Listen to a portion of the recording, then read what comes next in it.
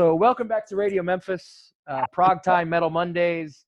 I know things are a little different. You might see a cat jump in the way again, like we had a couple times in the last interview. But this is the second part to what we were doing before. We still have Mike Orlando with us, Michael Smitty Smith, and Jeff Cummings. We're going to talk in this little section about basically what we as musicians of any level can be doing to help our career at this point in time while we're all home and there's more attention being vied for, but I think there's more music and more content. I hate that word, but more content coming out for people to pay attention to. Yeah, definitely. So what do you think? I mean, I know that it's subjective and there's probably a million different answers of what the best route would be. But as you know, Mike, you kind of got known, I think, before, at least I was familiar with you before Adrenaline Mob from some YouTube videos I had seen. Yeah, Sonic Stomp. I had launched an instrumental band called Sonic Stomp and used to tour a lot with that, mostly overseas though. But yeah, that's how I got started. Did that from 2006 to 2010. And then I missed. It was great. It was. I was telling you before. My last show was in Wuhan, China, which is crazy, but it was great. We sold out a 3,000 seater place, and instrumental stuff's not easy to launch. So I just missed the band thing, and then started Adrenaline Mob, with Russ and Mike Portnoy, and here we are today. Sure. Very fortunate and grateful. But I mean, what you were saying before, what you could do today in this day and age, right now, it's tough. What we're doing right now. To keep your sanity, if musicians get on Skype, set up a big TV and get your buddies or your bandmates on Skype, sit there and work on music.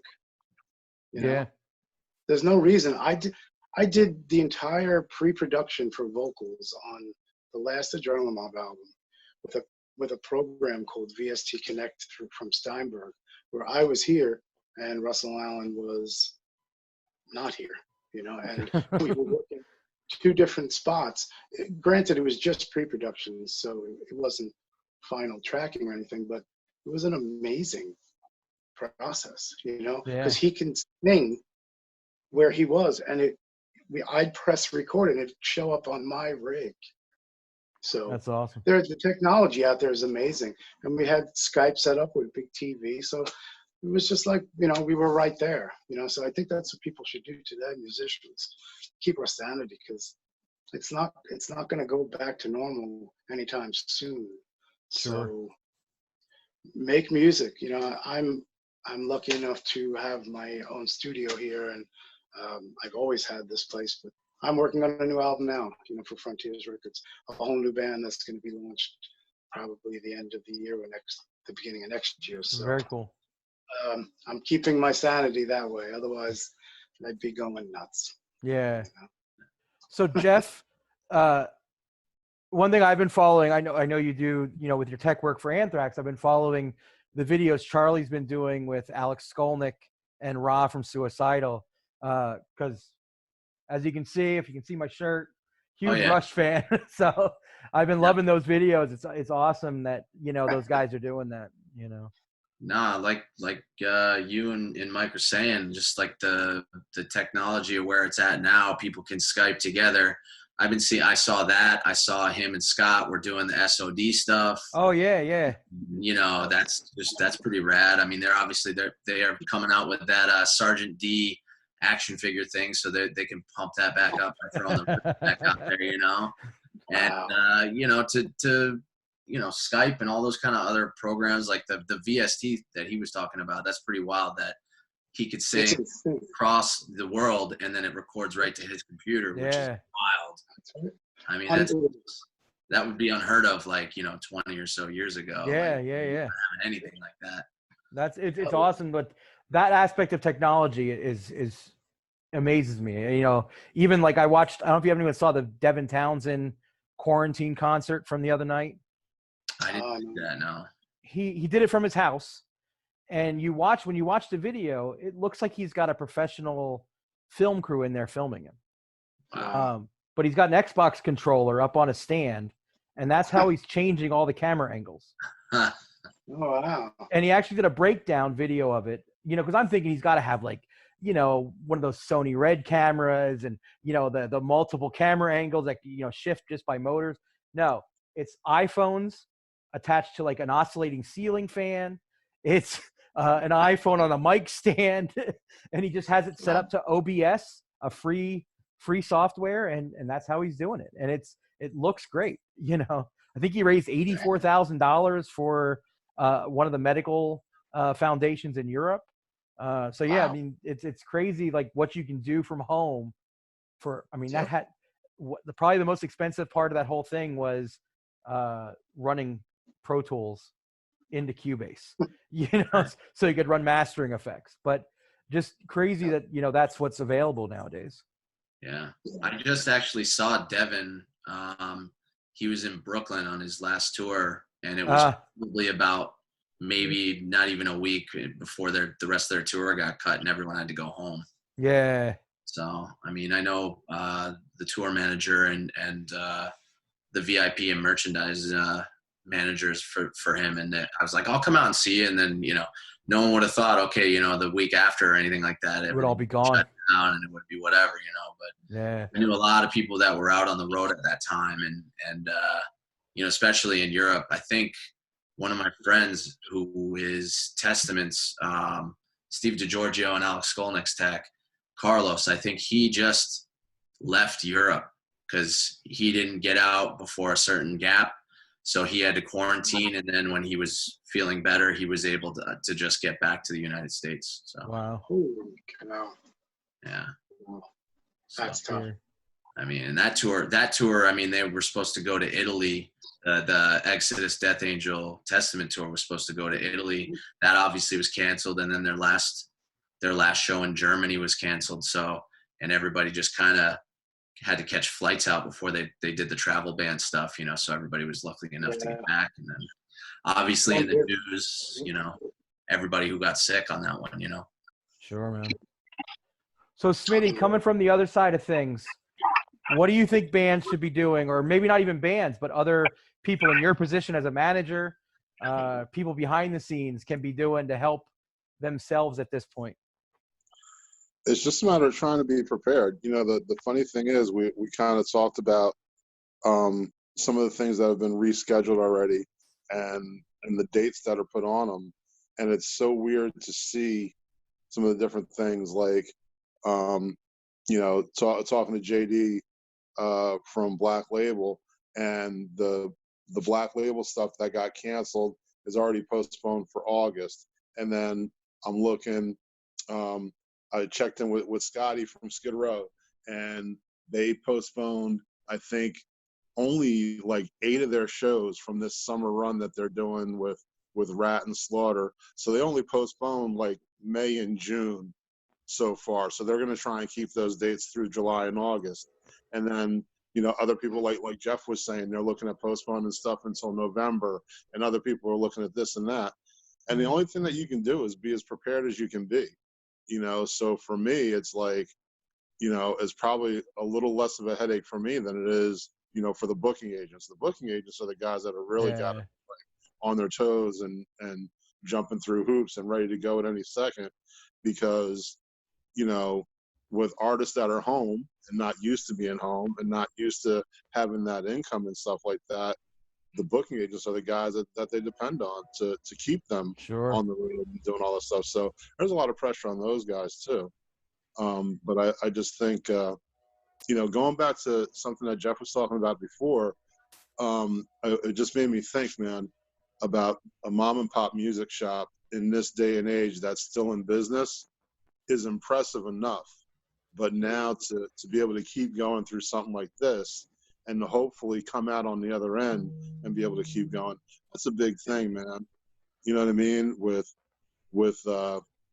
Best Buy owning Guitar Center now and all that stuff.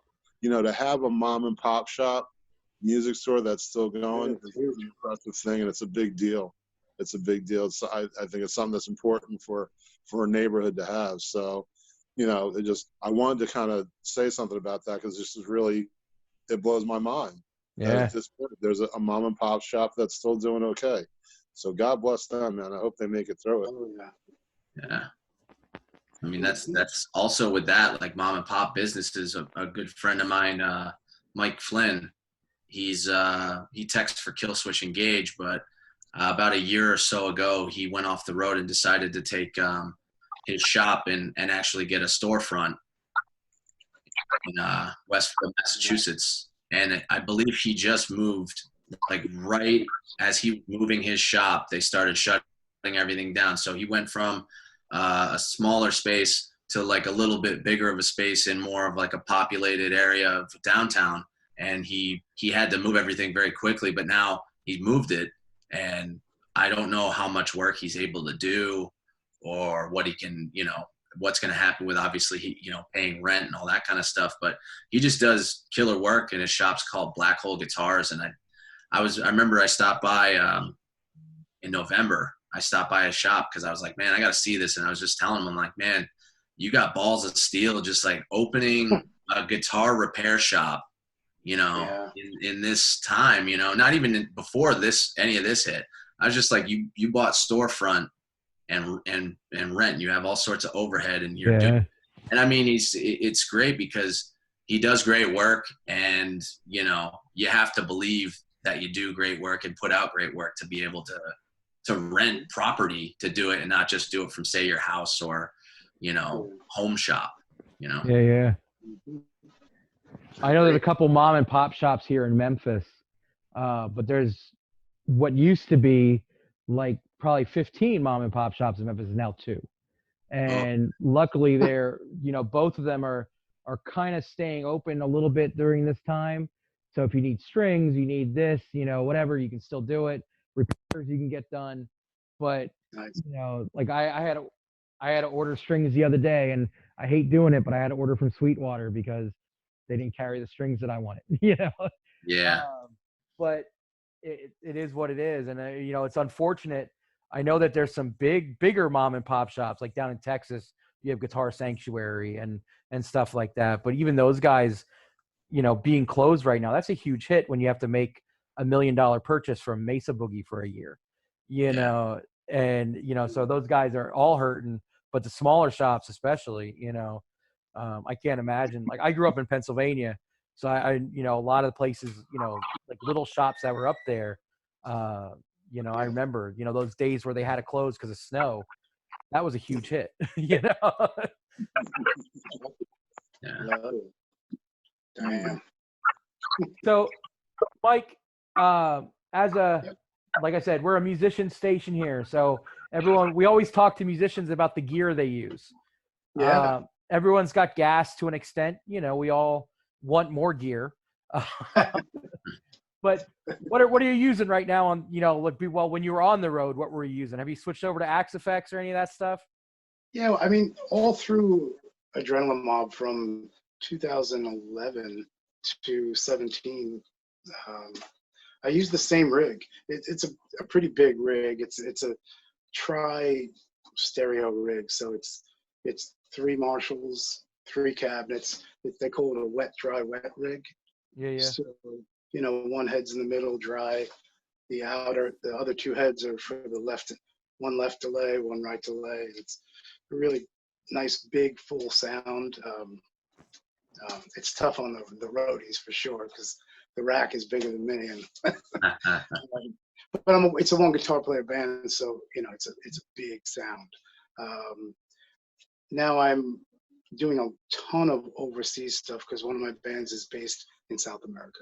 So yeah, I've got the Axe Effects, and I work with Fractal and a great company, but I still run it through two Marshalls. Gotcha. So I still have to have those power amp sections and into the cabinets, mic the cabinets, feed the FOH, the direct lines from from the acts.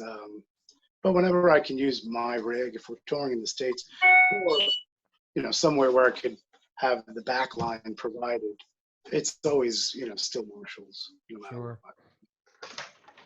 We do have someone else in the room right now, I believe. What's that? I think we have someone else in the room right now. I don't see him though. See the name. Yeah, I think Corey's somewhere in here. I am in here. Oh, Come on. girl. Turn your picture on. Why? You want to see me? We want to see that handsome face of yours. Yeah. Oh, wait, Corey. Over. Look at him. What's going What's up, on? yo? Corey? You're like totally like covered up, man. It's great. He's got like a green screen in the background and everything, man. Yeah. Yeah. He's shooting movies. All vibes all the time. Yeah. All the time. All the time. What's up, man? What's going on, y'all? Good to see Partying. you, bro.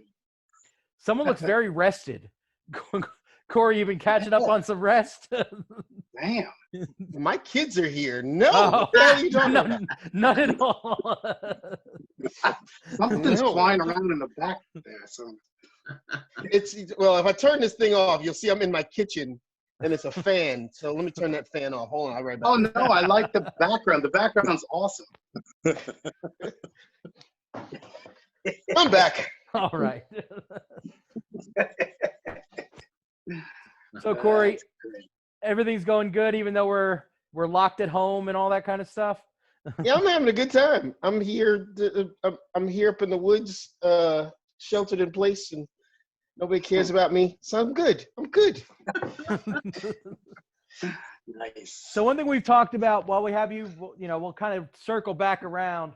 As a musician, being home, I'm sure the longest you've been home. I'm not a musician. A musician works. We're not working. I'm not a musician. Ouch. Okay. It's true. We're all home, right? So how is this, of course, besides being home, what do you think the effect this has on long term on you as a singer? We'll call you that instead. Yeah. It's very strange. This whole the Zoom thing and people doing stuff on the internet. Matter of fact, that's what I was doing just now. I was working on something, and before Smitty told me I had to be on this call, I was like, I had to do what and where? I didn't say you So- had. I usually Smitty. I recommended it. And Smitty. Smitty. Smitty. Whatever. Seriously? You're 1,000 miles away. Your presence is felt everywhere, you. The mayor of everywhere. The mayor of everywhere. Listen, man, I just thought it'd be a good time, and Yeah.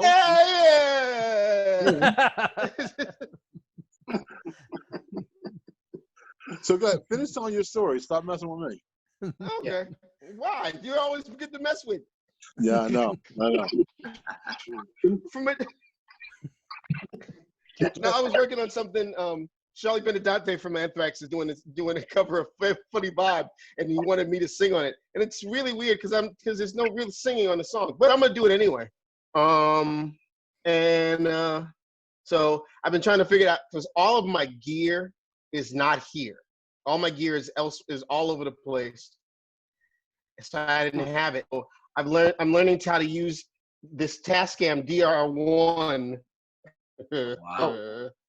If it works, see if that works. And I've been working with that. And GarageBand. Yikes. Nice. You got that Godin with you, Corey? You got the Godin at the house? Yeah, I got to go. I have 3 guitars in there. Me and my sons have been taking guitar lessons on the internet. Oh, that's rad. And we've learned 3 chords. So there's 2 more chords that I already know. There you go. You can play the whole AC/DC back catalog. Come on. Yeah. Bad Brains too up in there. I can do a bunch. Yeah. Shit, I wrote a couple Bad Brains tunes years ago. Believe me. Yeah. without knowing any chords. That's great. Awesome. So, Very. as we were talking right before you called in, we were talking about the musician aspect of things and players, singers, whatever you want to call yourself. As you just mentioned you don't have any of your gear at home, Right. because I'm sure right before this, you guys had been getting ready for, at one point you've been getting ready for a solo tour. Well, I was working on doing some solo stuff, and I was out with the a Bowie celebration. Yeah. Actually, I was, and we were in the middle of it when everything got shut down. Like we were on the West Coast, and by the time we got to Seattle had completely shut down, and we were trying to escape across the border into Canada. And they said, "Nope, you got to go home." So we were like a week into it, and then it all got shut down. And it was really, really weird just to get on a plane in Seattle and there's nobody on the plane, and you get and there's nobody around, and so it was weird. It's been a very strange time, but I'm enjoying being at home. It gives me a chance to go through my cabinets and my closets to find out what I have and what I don't want. I like to throw out my children, but they won't let me. They don't want to go outside. They really don't want to go outside. They don't, just like, I'm going to stay here. There's video games and internet. I'm not going anywhere. Yeah, right. So Corey, you and Michael had been working on some stuff together, right? Absolutely. Some of the baddest shit I've ever heard in my life. Yeah. Some of the best stuff I have ever been a part of, man. Has any of that been released yet? No. That's too good. Shit doesn't get played. What are you kidding me? We play it at Radio Memphis. Ask Jeff. Jeff has some of the baddest shit in the world. It don't get played. No. Yeah. No, seriously. And Jeff, you and I haven't talked about it, but the Game Changer record, bro. Yeah. Some badass shit. Thanks, man. I appreciate that. Well, Jeff, I'll tell you this. You get it through. You have my email now. I'll play it at Radio Memphis. Okay. I'll make sure it gets played at Radio Memphis. I play Original Sin probably, when I was on I played Original Sin, I think probably 50 times in like 2 months. Yeah. Because that's 50 times more than has ever been played, I'm sure. Hey, man. I have to do a few radio edits on that one because the lyrics. Radio Memphis, there's no radio edits. You can curse all you want. Even better. No problems. Yeah, ironically enough, the song that we first released off the new record is called Prepare for Payback. And the tagline of the song is step the fuck back before you get knocked out. And who would have thought it would have been so relatable in what we're dealing with now? 6 feet back before you catch an elbow or get knocked out by a fucking right hand. Man, you guys should re-release that shit. Re-release that, man. Now's the time. Take advantage. Yeah. I mean, I'm obviously like anybody else, especially if you're working with, gear companies that, I mean, we got a handful of gear companies that back us. And last year I went down to Clifton, New Jersey, over to where my friends who run Maxon Effects and Godlike Distributing. Oh, yeah. And we shot a video, me and my other guitar player, Mac Arzilli, and we shot a playthrough video for one of our songs, Seeds of Hate. And I believe tomorrow on Tuesday, they're going to actually put that out there. So awesome. It'd be cool to have that song out there. I mean, we just passed the 1 year mark of, we released the record last April. So, we got some touring in. We went out on the road with Sacred Reich, and, we did some stuff did some European stuff and everything like that in between, what I got going on with Anthrax, and obviously with Living Color. Like I was saying, we did 2 back-to-back cruises, which is the best place to be during times like this, isn't it, Corey? Oh, it was wonderful. I mean, we had good times. I mean, but whatever. We had a blast. We had a great time. And yes, I did drink because Jeff made me. Because Jeff was there. Hell yeah. Like to party. Corey, you want to do a shot right now? Let's go. Oh my God! I wish I had something here to drink with you. I don't, because you're not here. That's true. That's true. Yeah. No, that's great. Guys, it's awesome On talking to you guys. Teenage alcoholism is bad. Hey man, if you're not partying or having a good time, what really are you doing? Am I right? I mean, you ain't got to drink to have a good time, but I'm just saying. Not at all. Although, to be in one of y'all's mosh pits would be something I'd want to do right this very fucking second. Oh, that's even better because you bring that up because you were in one of our mosh pits one time. I was. And that's a great story.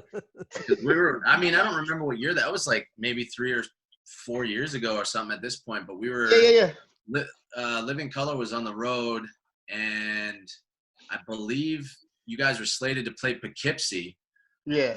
And you guys were dropping me off in Pennsylvania somewhere, to meet up with Sworn Enemy. And then the Poughkeepsie show got deaded, and you're like, oh, we'll come to the show. So like we roll up we played this Polish club in Phoenixville, PA. And it's, pierogies and beers upstairs and then, moshing downstairs. So it was just like a rager. And I remember we went up and Corey's out like dead in the front in like the pit. And I think someone was like, oh my God, because everybody knew, they're like, holy shit, Living Color's here. What is going on? And then I remember some dude came at Corey and I'm playing and I see him and he olays the guy, like hip tosses him right onto his back. And I was like, oh. And I was like, that was amazing. I mean, to be young again. A great moment. I recently saw a Living Color video from back at CBGB's. Like you guys had to be like barely out of like playing clubs because you were back at CBGB's. That's all we played with CBGB's. You guys are pretty crazy, like at that show. That was fun. That was fun. Because I used to go to CBGB's like on those Sunday matinees and the hardcore matinees. First time I saw Bad Brains, that was at a matinee, and I lost my shit and never looked back. I never looked forward either. I just looked down and kept moving forward. Kept that head going. Just kept the head going. Just head down and go. Let the feet do what they want to. And then and so playing at CB's was like, that was Mecca for us. That's where we got our start. That's where we were, that's where we honed a lot of the stuff from all the records, basically. For our first couple of records, at least, was at CBGB's. Like, Cult of Personality, first time we played was at CBGB's. First time we played Open Land to Landlord at CBGB's. First time we played a bunch of stuff was at CBGB's. Wow. So we loved that place. And I spit at whatever is in there right now every time I walk past the building. So, because, it's what it is. Whatever. Yeah. Didn't they take the walls, actually? Didn't they save the actual stuff and ship it somewhere? They saved a bunch of stuff, and they saved the bathroom. I don't know why you would want to save the bathroom, because that was a toxic waste dump. I think you could cure coronavirus with that fucking bathroom. But you talk to people, and that's one of the things they remember about CBGB. They talk about the bathroom. I don't know why, but yeah. Because basically it was one toilet with no stalls, and the toilet was broken, but it was still technically a bathroom. Yeah. It was a living organism.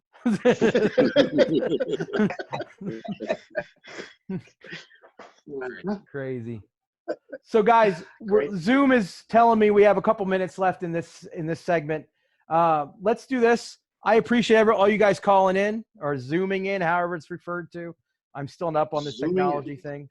And, Corey, we've talked numerous times. It's always great talking to you, man. It's always.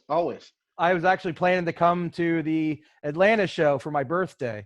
And of course that got canceled, but it is what it is. We'll catch up sooner or later. Mike, it is nice meeting you. Jess, Pleasure, nice meeting you, man. Nice seeing you, Mike. Oh, I miss Nice you. to see- Oh, I missed you, man. We gotta get back together and get this thing finished. Yeah. They won't let me into Staten Island either. So, you know. All right. Well, now that you know how to work Zoom, maybe you guys could get some. Here he goes. And now he starts to work. Hey, Phil, what did you ask me before?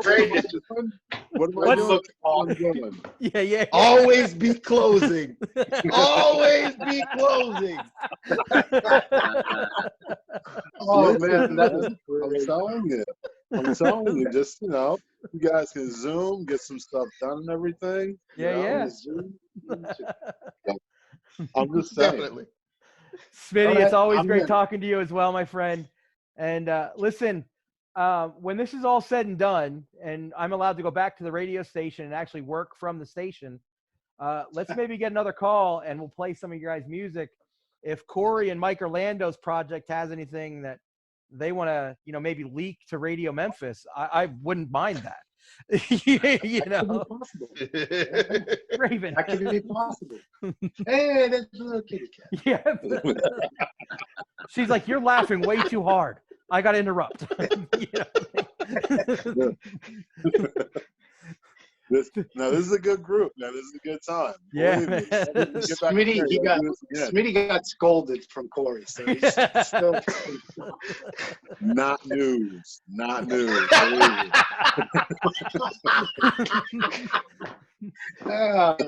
Guys, it's great talking to you. We will catch up soon.